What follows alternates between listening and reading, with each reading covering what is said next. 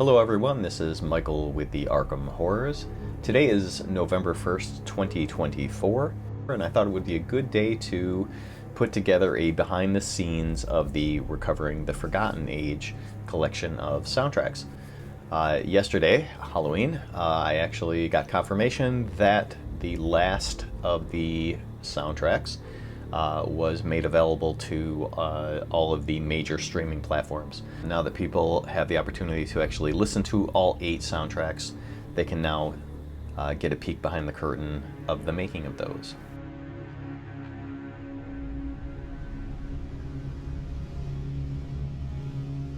So when I first began work, the first step in creating those soundtracks was creating an orchestra.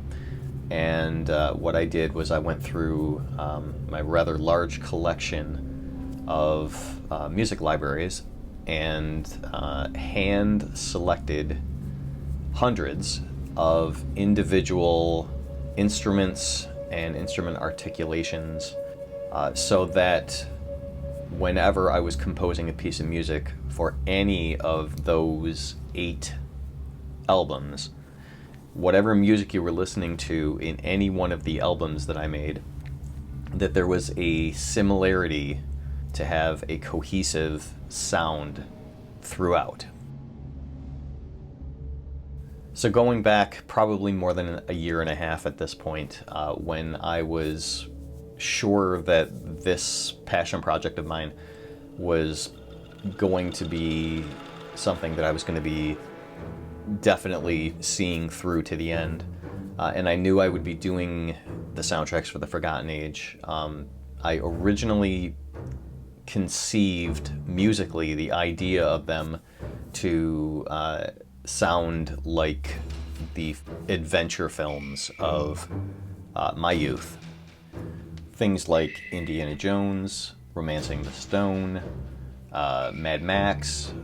And then just before I started work on the soundtracks, I thought it would also be really cool to include music that sounded like The Terminator, The Running Man, Dune, things like the John Carpenter movies, where he actually used synthesizers to compose the score himself.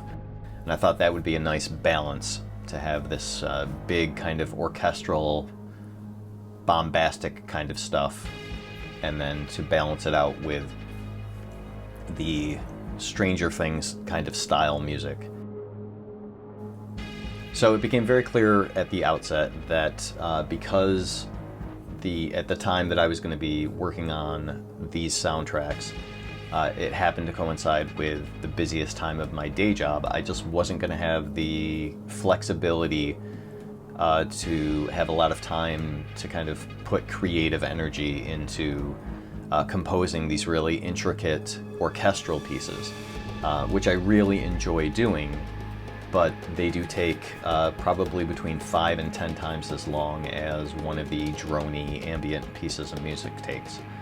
So that very quickly kind of got sidelined. The Indiana Jones side of things, very quickly it became just obvious that it wasn't going to be a realistic endeavor.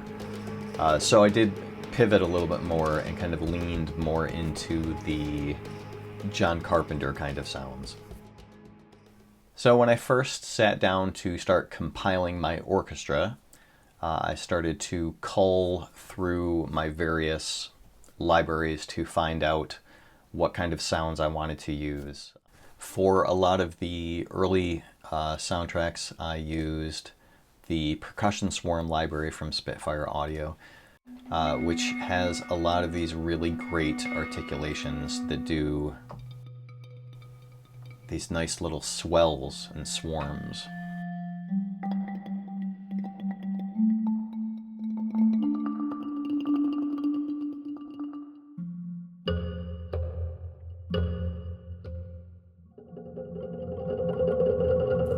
And so these worked really well to give this sense of being in an organic environment. So the backbone of the orchestra, however, was a library called Jupiter, which is inspired by and included direct samples from Trevor Horn's extensive synthesizer collection. Trevor Horn was a prolific artist and producer in the 1980s and 1990s. He is probably most famous for being in a band called the Buggles, who created a song called Video Killed the Radio Star. But he also worked with artists like Yes and Frankie Goes to Hollywood, and produced Seal's first album. And he collaborated with composer Hans Zimmer to produce the score for the film Toys, which starred Robin Williams. And so when I heard that Spitfire Audio was putting together a library of synthesizer sounds inspired by his collection and his style and all that, I thought that would make a great addition to the Recovering the Forgotten Age soundtracks, because of this whole idea of trying to do, like I said, Stranger Things or John Carpenter-like music.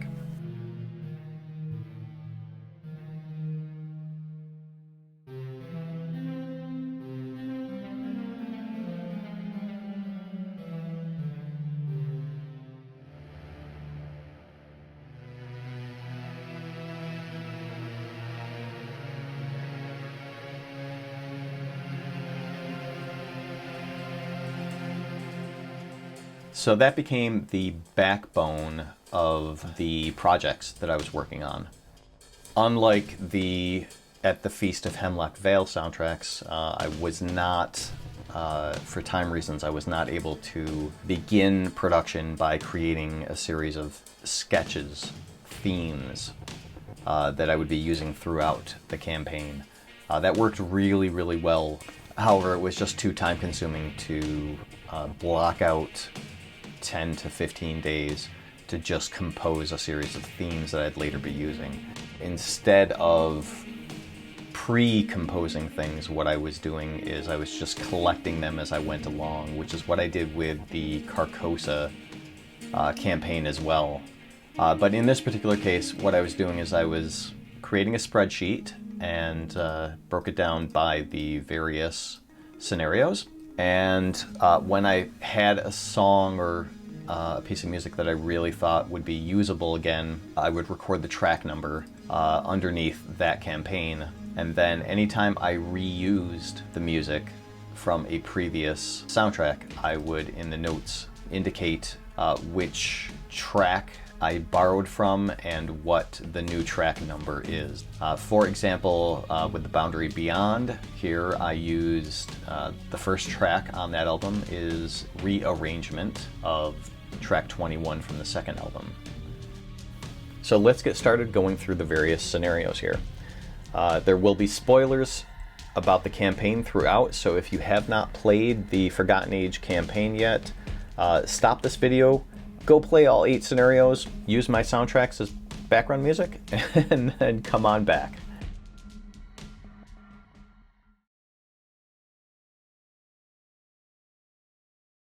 Okay, the first soundtrack is inspired by the scenario The Untamed Wilds. And the very first track on this, right off the bat, has a slightly different sound to it than a lot of what you hear in the rest of the album, and also different from what you will hear in a lot of the rest of the campaign. So this is the prelude that's still happening in Arkham, Massachusetts. So I wanted it to have a like northeastern American, New England-y kind of vibe to it.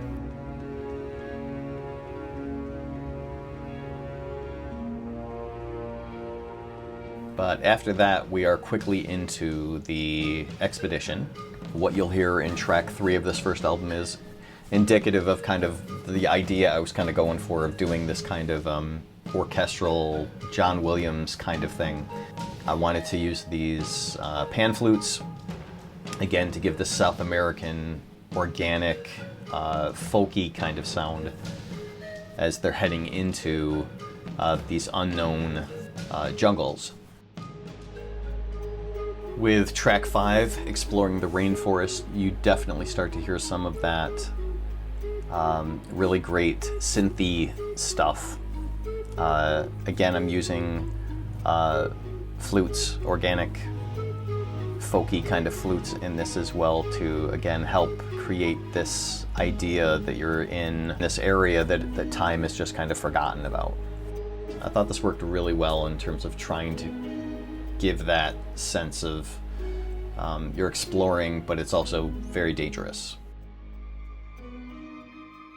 Track 12, Serpent's Attack, is another great example of the idea that I was originally playing with, trying to do these big orchestral arranged action pieces, these big bombastic John Williams type Indiana Jones sounding things, and it's just so much work to try and do all of that after about 90 seconds of composing this type of thing, I start to run out of steam in terms of, like, it's been 4 hours and I've done 90 seconds. I've got to get moving here. So I start to change, I start to shift the way that the music goes.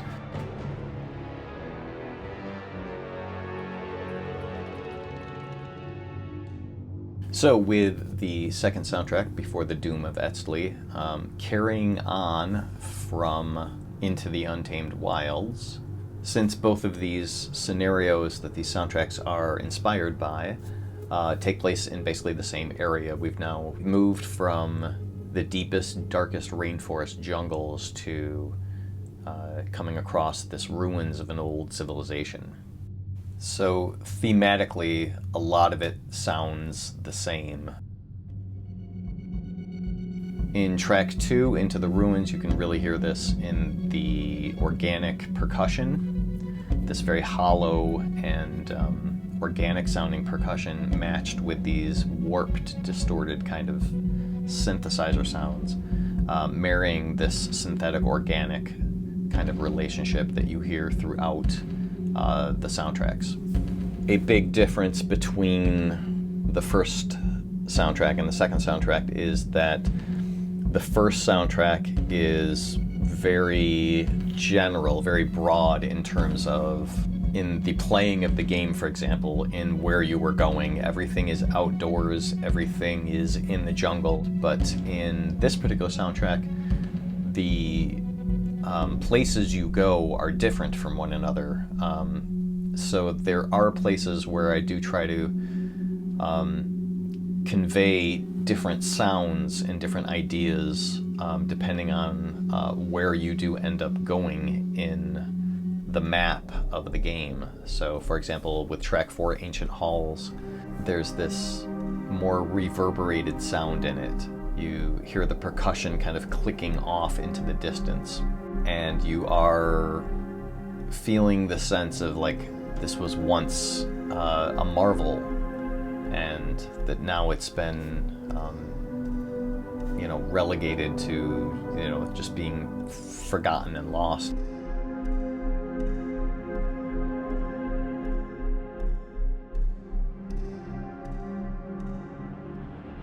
For Hidden Corridors, you're in a different section. I wanted this to sound different than the other two. So again, it still has this very thick, very deep, dense sounding synthesizer sound. I wanted all of these places inside this set of ruins to have a very similar sound to them.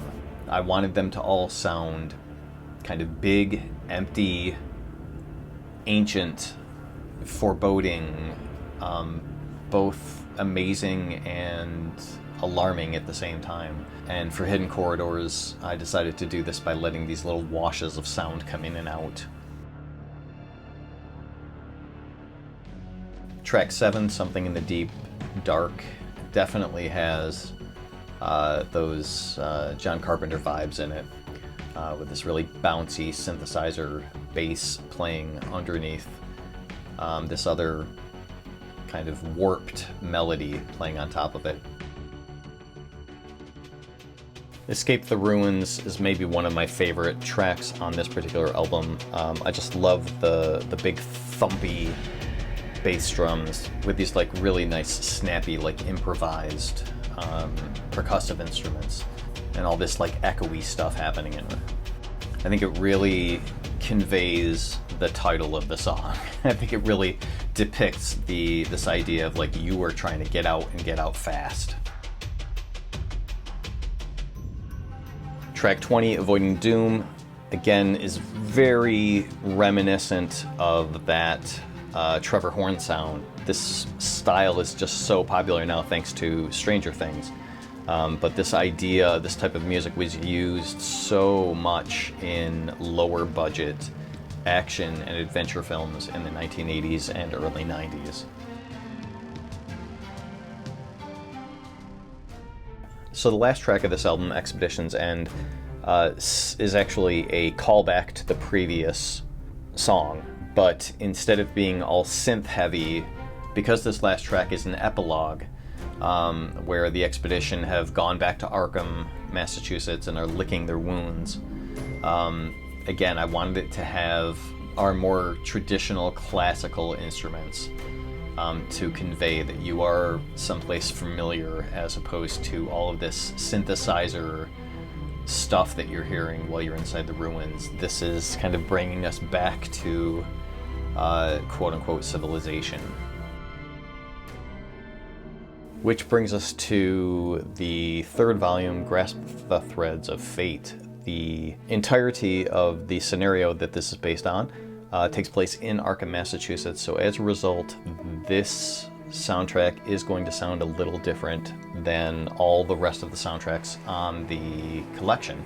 So I wanted to use more instruments of the time. So you're going to hear piano in here, you're going to hear piccolo, you're going to hear clarinet, you're going to hear oboe, you're going to hear violin, pizzicato, strings. You're going to hear things that you don't hear very much or very prominently in future soundtracks. Having said that, there is a ton of synthesizer in this as well. You'll hear in a track like The Missing Relic, for example, because it is a callback to the relic that was found in the Doom of Etzli, I wanted this particular track to have these deep, heavy, distorted synthesizer sounds to imply that the relic is alive, the relic has this energy inside of it, and is emitting this influence.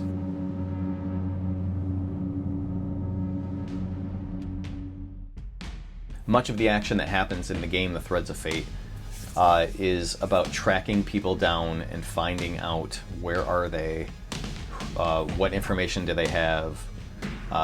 People are missing, there's various tasks that you have to complete or try to complete.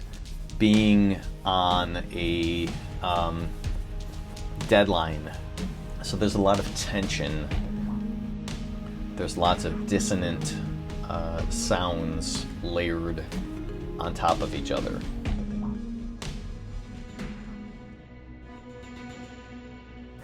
The way that the game plays out is unique from a lot of the traditional mechanics of Arkham Horror the card game.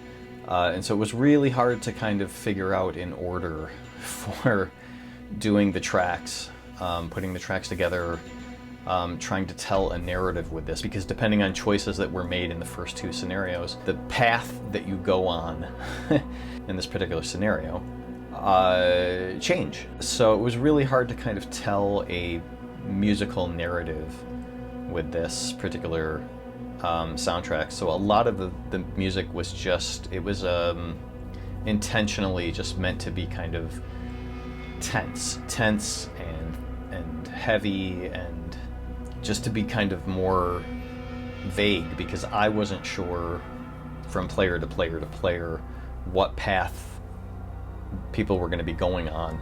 So it wasn't as easy for me to dial in the right story beats into the chronological order of the tracks.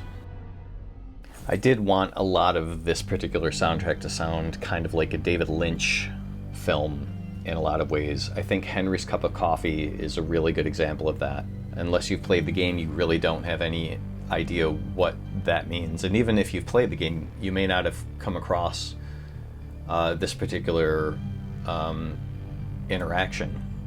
There was something about this particular interaction that just struck me about, like, okay, you're going into a diner, you are sitting down, you're talking to a guy, and you're trying to get very important information. You're not sure which angle to take. You're not sure how to deal with this guy. And there was something very David Lynch about that, and so this music reflects that whole kind of slightly distorted view of how people would interact at a diner having a cup of coffee. Track 13, Conspirator, is another one of the ones that I really liked. I like when I'm doing industrial kind of sounds and combining those into rhythms. And I don't get an opportunity to do that with Arkham very much, because frequently you're in these fantastical places like the Dreamlands, or you're in Antarctica, or you're in the jungle. Considering the title of the game is Arkham Horror, very little of the scenarios and campaigns take place inside Arkham itself. So anytime I get to play in the city, I like to be able to bring out more of this kind of sound. Track 19, Hidden Entanglements, is also another really fun one to do. There's just all this kind of movement going on in it. Things are moving from the left to the right, these bouncy sounds from synthesizers, but you've also got this pulsy kind of stuff happening. And then you've got these pianos, these echoey pianos coming in. Again, it's one of those things that piano makes sense in Massachusetts. Piano doesn't make sense in the jungle. It doesn't make sense in an ancient ruins. A piano is a very identifiable sound, so the opportunity to use it in this particular scenario was just, it was so great for me. I was so happy to be able to bring it out and actually use it, and I think this is a good example of it being used in a way that really made sense and was fun. So after leaving Arkham once more and realizing you have to go back into the jungle again, you stop at Mexico City in Volume 4, Piercing the Boundary Beyond, and all kinds of weird things happen in the course of your layover. The first track, Return to Mexico, has a bit of familiar instrumentation in it. You do hear some piano. You hear this muted flugelhorn kind of sound in it, which is really pretty and is really great for adding pathos into a piece of music. And then it transitions into this melody that you heard in the Before the Doom of Etzli soundtrack. So it's a callback because at the end of Before the Doom of Etzli, you found yourself leaving Mexico, licking your wounds, and now that you have returned to Mexico, it was a good place to revisit that theme again before things start getting weird, and things do get weird.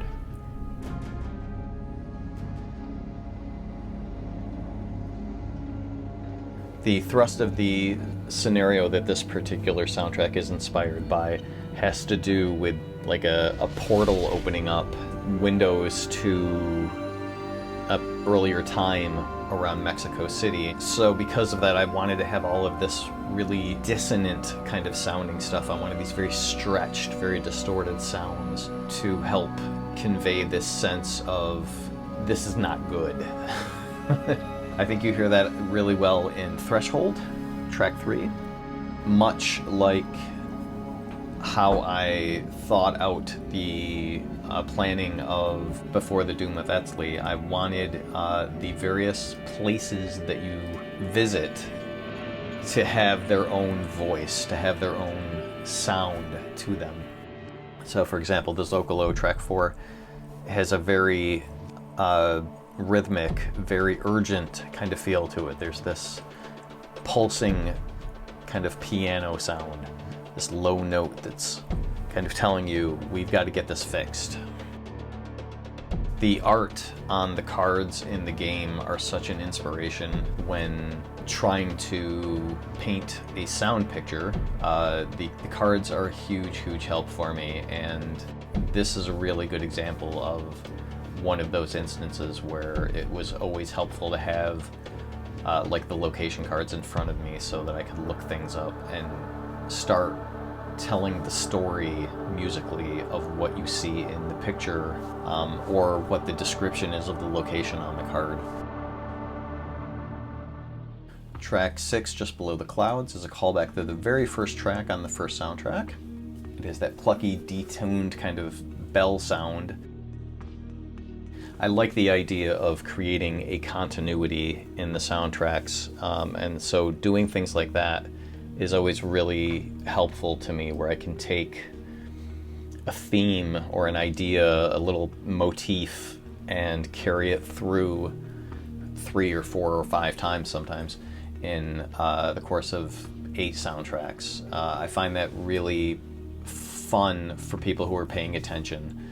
It does also sometimes makes the job of composing a little bit easier, because I don't have to think of an idea. I can just pull from somewhere else and go, okay, what do I want to do? I want to make this a different tempo. I want to change the sound from a violin to a horn, things like that. Little ways to kind of take section A and section B and swap them, and things like that, and take a track that I composed already and reinvent it in a way that it's fresh and different but still sounds familiar.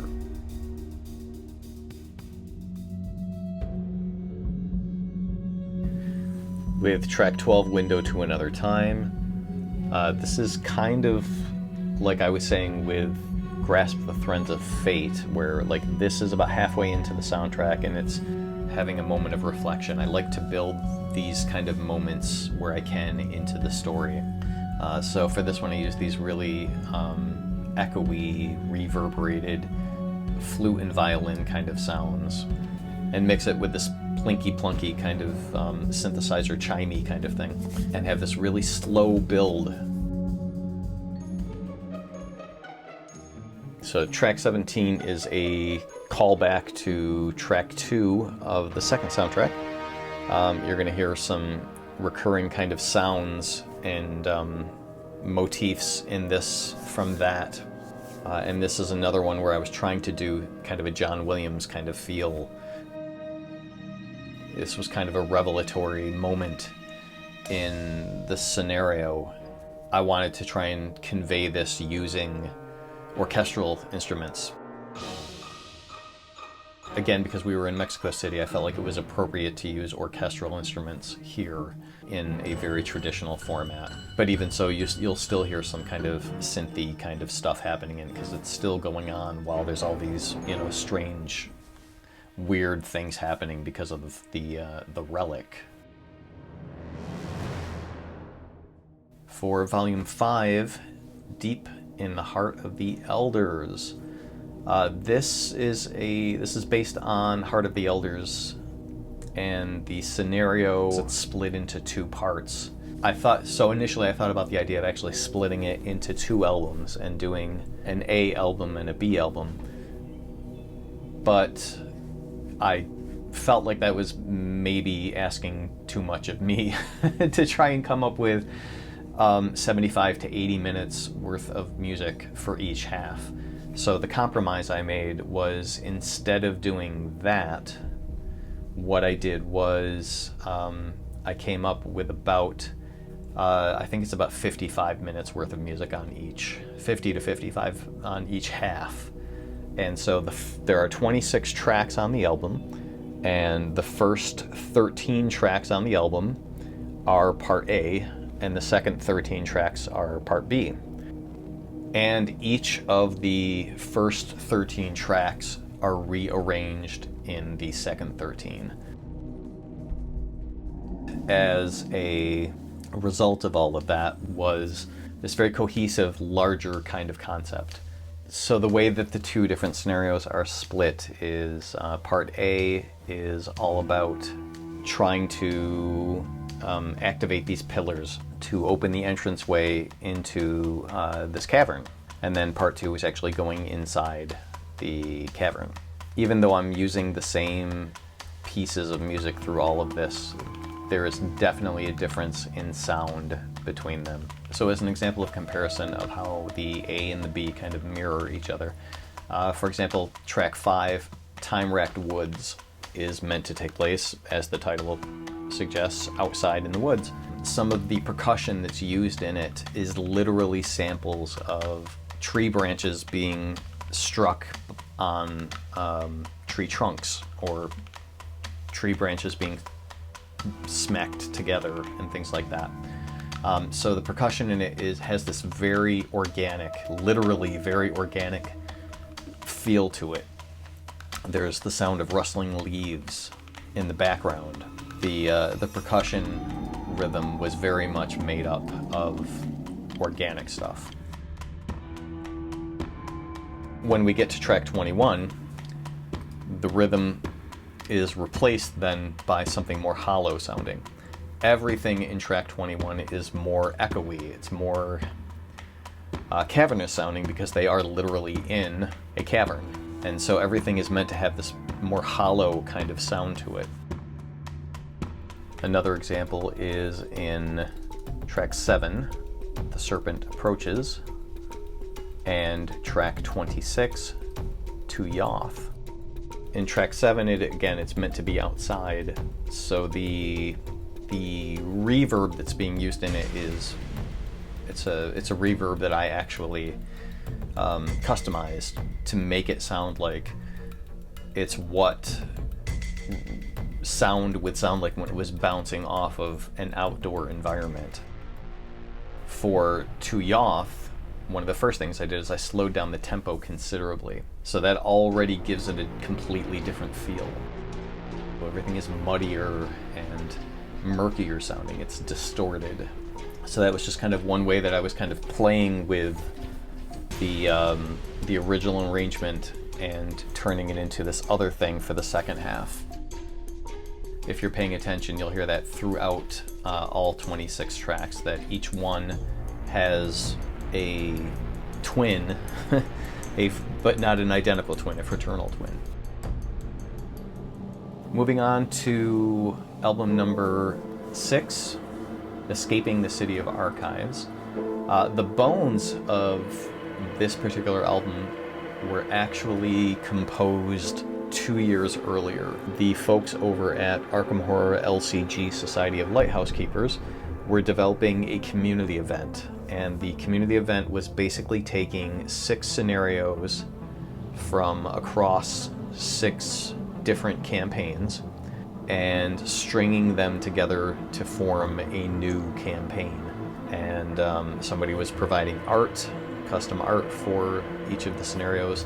Somebody was writing a linking narrative to join up the various scenarios together. And when they made the initial announcement about this, I was just getting started kind of creating music for the game, and at that point I was more or less just doing it as a hobby for myself and for my wife when we were playing.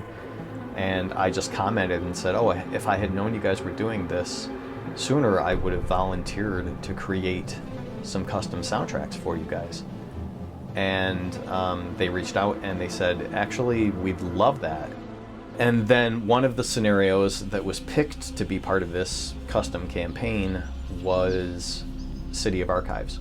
And when I was first thinking about how do I want to convey the story of City of Archives, which takes place inside an alien city where you yourself are transformed into an alien, I had this really wacky idea that wouldn't it be interesting if I didn't use any traditional recognizable instruments or even traditional recognizable kind of patterns in the music, and have it just be very alien and have the experience be that you are opening up your eyes, which aren't even your own. You're opening up your eyes and you are seeing things through alien eyes. You're seeing an alien world with alien architecture and sounds and machinery and language. Everything just is very confusing to you. And so the idea was to create music that was similarly confusing. So that was the initial idea, and I put together the original soundtrack, and released it out there and didn't really think about it again. I went on to doing other things and didn't really think about it again until I was coming up on this soundtrack again for the Recovering the Forgotten Age collection. And I immediately thought I was going to need to do a complete rework. I've come a long way as a composer since then, and I have upgraded my equipment and gotten a lot more sophisticated toys to play with. And so I thought that I was going to need to do a lot of sprucing up. However, what I learned was that I must have just been in a really good place for inspiration. Like, I must have been in a really good zone, because as I went back and listened to the original pieces of music, I felt really happy with a lot of it. It wasn't going to need a lot of work. One of the things I was going to need to do was I was going to need to do some pretty heavy editing down of things, because a lot of these tracks were quite long. Some of them were 18 minutes long, 11 minutes long, 13 minutes long. So when I'm uploading these albums to streaming services, just so that folks have an idea, I typically get about 0.006 cents per stream. So if you are, whether you're listening to a 2.5 minute song or if you're listening to an 18-minute song, I'm getting about 0.006 cents for every track that you listen to. And so rather than uploading an album that only has 8 or 9 tracks to it, I figured it was probably a better idea to upload an album that had 20 or 25 tracks to it, because it meant if someone was going to put on my album and listen to it start to finish, at least I would get 25 times 0.003 cents or 0.006 cents, whatever, rather than getting 8 times 0.006 cents. And it does mean it's a lot more work, because I need to compose 25 different pieces of music rather than compose 8 or 9, which I'll talk about a little bit more on the back end of all of this as well. But it was just something that I realized very early on. So one of the things that I needed to do when I was going back in and reworking these was to chop up the pieces of music and make them shorter, and then also fill in some of the gaps narratively. So originally I think I had 10 tracks on this, and I added, I think I cut a few of them in half because they actually changed halfway through. They were actually 2 pieces of music in one. So I think there were a few of those. So I think I only ended up adding like 3 or 4 new pieces of music. But and I did keep the lengths on a lot of these a little bit longer, just because, why not? But I did add a handful of new pieces of music, and I also renamed some things as well. For some of these I did swap out the original tracks. I swapped out the instruments for some other instruments that I've acquired over the years. Some more more updated sounds, but largely I just wanted it to sound alien as much as possible, and I think that it does. I think it does a really good job of sounding alien. One kind of tricky part with keeping things as unfamiliar sounding as possible is you have to walk this balance between it being immersive and making sense for the scenario that it's based on, but also to make it listenable and tolerable so that someone isn't sitting there going, I can't sit through this weirdness. Track 7, Laboratory, is a really good example of this, where it's pretty alien sounding. It's pretty out there. The pitch goes all over the place. There's just lots of squelchy, squeechy things. There's this... it sounds like an animal squawking in it, but it sounds exactly what I wanted it to sound like. So there's this episode of The Office, Season 8, the Halloween episode, where they are watching a film that one of the folks in the office made as part of what was called the Cinema of the Unsettling, and they're watching this film, and it's just all these bizarre clips of just like weird things happening, and people are like, well, what does this even mean? What is this? What's the story? And he comments that, you know, it's as if the idea of narrative itself is comforting, even if you don't like it or you're not interested in it. Just the fact that you know that it's telling a story is comforting, and it's as if by taking that away, it's stripping away a level of comfort. And that's kind of what the idea was with this particular album. But one of the hardest parts about it is I also was trying to mix things up and tell a story as well. The reflection moment for this, it's track 10, it's I Remember Blue Skies. The idea was that you're starting to recall, I used to be a person, I used to be a human being. It's that kind of thing, and that's kind of what I was trying to do with track 10. But the other thing that I was, you know, having a bit of a struggle with was also trying to give urgency. And that was a really hard thing for me to let go of, because I didn't want to use traditional percussion sounding things that I normally use to kind of do the action kind of stuff. So that became a lot harder to try and to do that. Track 11, Finding Your Way, is an example of that. As I was still trying to use percussion just so that there's something to do with movement and, you know, giving you a task-oriented kind of feeling. But I had to mix it up with all this other stuff as well to still give it this alien feeling, but also still have some rhythm in it so it still feels like you are moving through the scenario.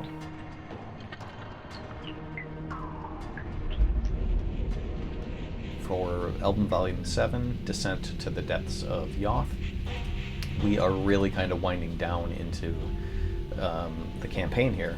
This was a really good one for me to kind of come back from the City of Archives scenario-inspired soundtrack by doing something that definitely feels more like my usual style, because all of this takes place again deep in the caverns of this old civilization. I was able to really paint these big, deep, wide sounds by just adding lots of reverb and echo into things.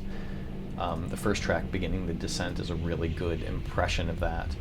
But even as you move into track number 2, to the Nexus, you can hear lots of reverb and echo in the instruments in it. It still sounds like it's bouncing off of the walls of the cavern as you're working your way down and down and down. To the Nexus is also, it's one of those callback pieces of music. It is a rearrangement of track 16 from the third soundtrack. I thought it was appropriate to kind of early on in this soundtrack to bring a callback in, because there were no callbacks in the previous soundtrack, as you didn't have memories, and you wake up at the beginning of the Depths of the Yoth scenario. You wake up and you've recovered kind of your humanity, and so I wanted there to be a callback right away, narratively. Track 9, A Greater Understanding of the Relic, is another kind of one of those deep breath kind of moments where you're taking a moment to let something sink in. And I thought that the best way to convey that in this particular scenario was to have this alto vocal come in and kind of carry the melody. And I thought it was just kind of haunting, and I thought it was just the perfect way to take that deep breath as you're letting something kind of sink in about this relic and what it's cost you to get to this point, and that you may not actually come back from this journey. I was very happy with this one. Track 11, Mapping the Forked Path. This is just another one of those ones that, like, I have the most fun creating music when I'm creating stuff that sounds like this. This very bouncy, almost mechanical sounding kind of stuff. This stuff just makes me so happy when I'm creating these kind of little fun, bouncy things. Really not much else to say other than that. I just really, really enjoy making these. In track 13, City of Blood, this is another callback from the very first track on the first soundtrack. Again, it's just another one of those moments where you're just kind of taking stock of everything as you're working your way through all of this stuff. It's just another kind of pause moment. I actually wanted there to be a lot of this kind of stuff where it's not all coming at you at once. I wanted there to be this idea of this sense that you're alone with your thoughts, you can't see anything much, and you're just tired. By this point in the journey, starting out in Arkham, going to Mexico, getting wiped out there, coming back to Arkham, chasing a bunch of people around, going back to Mexico, you're just exhausted. You're completely wiped out. Your consciousness was swapped out into the body of an alien. You experienced life as an alien for some undetermined amount of time. And so a lot of this music is kind of meant to just kind of give you time to process all of that. So that's what you're hearing in a lot of this, is the music is really meant to be very reflective on this album. I do wonder what, for the people that do actually pay attention to the differences between the albums, I do wonder like what this particular volume, how people feel while they're playing the game using this particular soundtrack. I do wonder kind of how they feel while they're playing this versus how they feel when they're playing other ones. That would be an interesting question to ask somebody sometime. Feel free to comment below if you guys have specific things to say about that.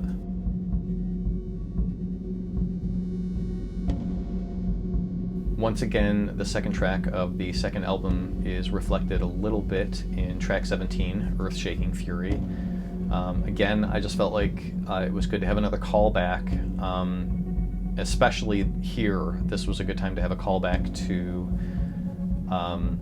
the Before the Doom of Etzli volume. I thought this was a really good place to have that callback because they both have a similar kind of thing where you're trying to figure out a mystery having to do with this ancient, forgotten civilization. It's interesting how little action I put into the making of this particular soundtrack. It makes sense. Narratively, it really does make sense that there isn't a lot of action in these.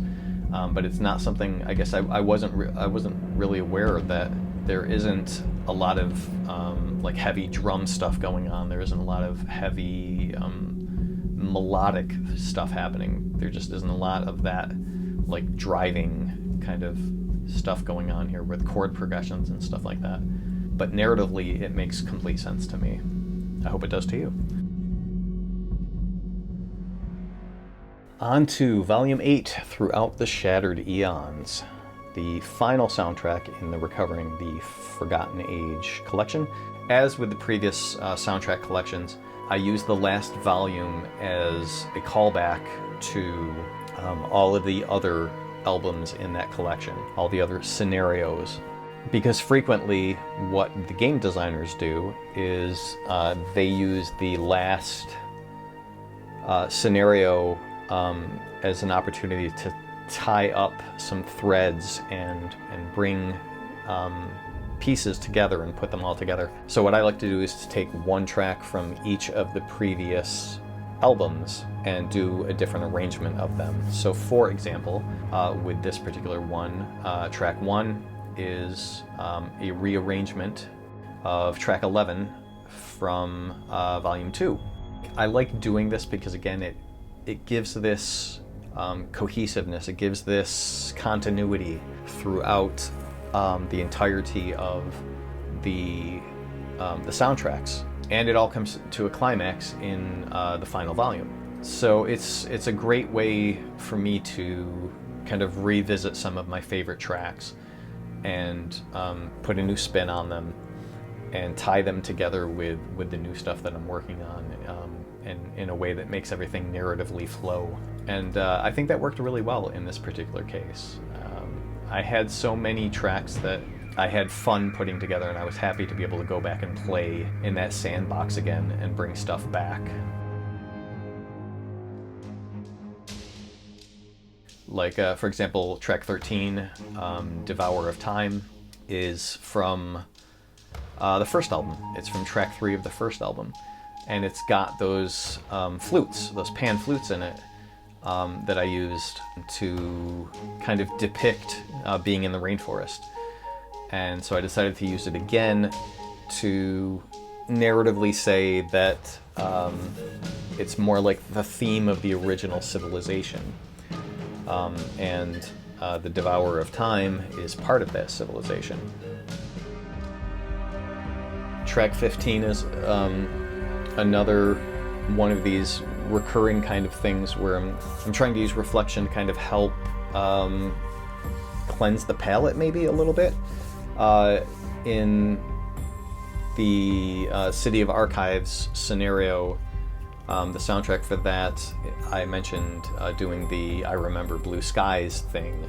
Like, there's nothing in the text in that game that has you kind of having that moment, but I thought it was narratively, I thought it was great that, like, you would, as you're uncovering things, you're starting to say, I don't belong here, I'm not part of this, I'm from this other place, and I need to hold on to these things, because if I don't hold on to them, I'm going to lose my humanity forever. In this particular track, track 15, Strength from a Useless Object, it's another one of those moments, and it's based on track 9 from Volume 7 with that alto voice carrying the melody. It is one of the supplies that you may or may not have brought with you at the beginning of the campaign, the useless object that might bring you comfort. Well, here I have it bringing you comfort in the run-up to the big finale. And I thought this worked really, really well. I was very, very happy with how this came out.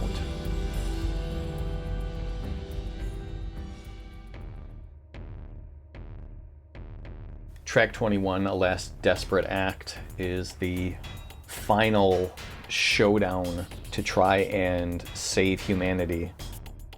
So with the fact that I'm doing these callbacks, it means I'm taking tracks from the previous albums that are more melodic, more rhythmic, that will sound familiar to people. And because of that, there's always, in the last soundtrack of the collection, there's always a lot less of the droney ambient stuff, and it does make creating new pieces of music that have rhythm and have chord progressions and things like that a little harder to place in the story, because there's already so many that I'm pulling. There's, you know, at least 7 that I'm pulling from previous tracks. In this particular case, track 21, A Last Desperate Act, it is a new piece that I composed for this soundtrack, and I wanted something to be clearly depicting this showdown to try and stop the end of humanity. And so even though it's the big action track, even though it's the big dramatic track on that album, it's not the last track. There is a PS that closes out the album with a journal entry of December 17th, 1925, where you were recounting your experiences. And just as you are about to kind of sign off on this whole thing, you're visited by an old friend or foe, and you kind of have to reconcile with that before really finally closing the chapter on this. So that last song is a callback to track 1 from the first album. So it is very much a bookending. So the very first track in the soundtrack and the very last track in the soundtrack are, again, they're fraternal twins. They have a lot of the same sounds and melodies, they do the same stuff, they're just slightly arranged differently. So that's the wrap-up on the Recovering the Forgotten Age soundtracks. I hope you folks enjoyed this walkthrough with everything. The next campaign I'm going to be working on, I'm actually currently working on, It is called The Legacy of the Dunwich Horror. The first soundtrack will be coming out in November. Perhaps more than one soundtrack will come out in November. Hopefully more than one soundtrack will come out in November.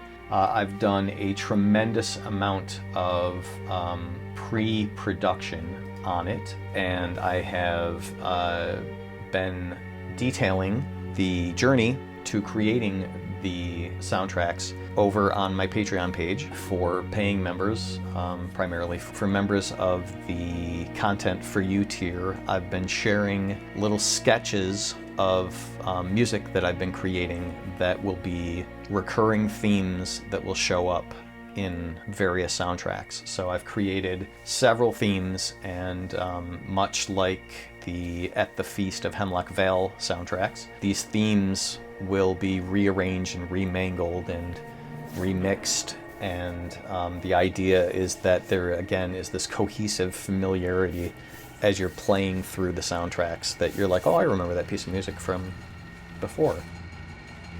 So I've been kind of detailing that journey and sharing early versions of what those pieces of music are going to sound like. So I won't be doing an early release the way that I did with the Forgotten Age over on my Patreon page for the Dunwich Legacy inspired albums, but what I will be doing is the versions of the albums that I upload to the Patreon page are going to have extended tracks, whereas I'm doing about 75 to 80 minutes on an album that's going to show up in Spotify or Apple Music, for example. On Patreon, it's going to be closer to an hour and a half or longer. The other thing is I'm also including a bonus track on each of the albums, which is going to be one full MP3 of the entire album, instead of having to load all of your MP3s into a playlist on whatever player you use, and then skipping the ones you don't want to listen to or whatever, having to restart them or whatever. This will be one full, hour and a half long piece of music with all the songs linked together with sound effects, and atmosphere and ambience and stuff like that. So I'll be creating these soundscapes for each of the albums, and those are similar to the soundscapes that are already available for the Music for Gaming and Content for You tiers. Every month I upload 2 soundscapes to those tiers, and they are, like I said, about an hour and a half-ish long, sometimes they're longer, and they're based on a theme. Last month I uploaded 4 of them instead of 2, and they were based on the themes of Hospital of Horrors, Trapped in an Asylum, Lost in the Woods, and a haunted house kind of theme. And it's those soundscapes are music that I've already composed, strung together. I've tried to kind of put like-minded pieces of music together, and I've strung them together with sound effects and ambience and things like that, to help give a more immersive experience while you're sitting down to play a game. If you're not playing a specific scenario, or if I haven't created a soundtrack yet for a specific scenario, this is an alternative where you can use it for a different scenario. You can use it for a completely different game. If you play Call of Cthulhu, or if you play Eldritch Horror, or Arkham Horror, the board game, whatever, these pieces of music would certainly be appropriate for those as well. So check that out if you're interested. I would love for you to be a supporter. It would mean the world to me to know that I have a way of knowing specifically by seeing my membership grow that people are interested in the work I'm doing, that they like it, and that motivates me to continue moving on and doing more of this stuff. Because I do work in a vacuum, so if I don't hear from people directly that they like what I'm doing, I am wondering sometimes if anyone's even listening to what I'm creating. So you can go over to patreon.com/the Arkham Horrors to get more information about all of that. And there's just more goodies that I provide to subscribers on all my tiers. The other thing is on Patreon, I'm able to set my price for the albums, and when I send the stuff off to the streaming services, I don't have the option to set the price. and as a result, the amount that you have to pay for an album on iTunes, for example, is higher than what you would have to pay to download any of my albums on Patreon. So on iTunes, for example, I get about 55 cents on a $9.99 album. Over on my Patreon page, I set the albums at $6, and I get about $4 as opposed to getting 56 cents on a $9.99 album. So if you're interested in supporting me and you're interested in helping the artists get a more fair share of their work, the best way to do that is over on the Patreon page. And it's worth checking out, I promise you. If you want to commission me to do any work, please feel free to reach out to me on Facebook at the Arkham Horrors as well. And feel free to like, subscribe, and comment below it. And as always, just thank you for listening. It means everything to me. Take care.